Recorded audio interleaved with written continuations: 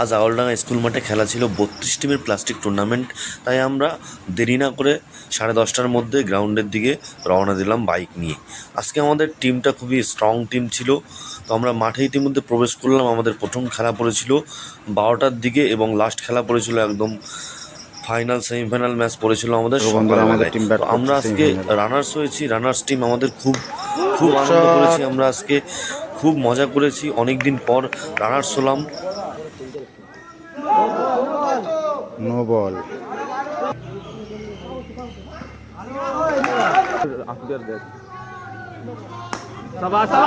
জিততে গেলে বোর্ড জিতে গেছি। এই খেলা আমরা ফাইনালে উঠলাম। ভবানীপুর জয়লাভ করলো এবং তারা ফাইনাল খেলা যোগ্যতা অর্জন করলো। ভবানীপুরে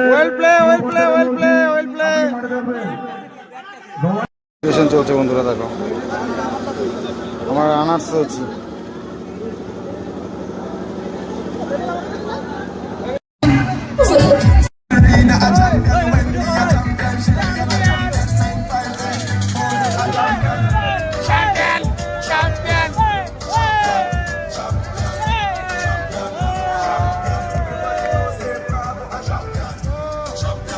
খুব আনন্দ হচ্ছে, বৃষ্টি পড়ছে, এদিকে আমরা জিতেও গেছি।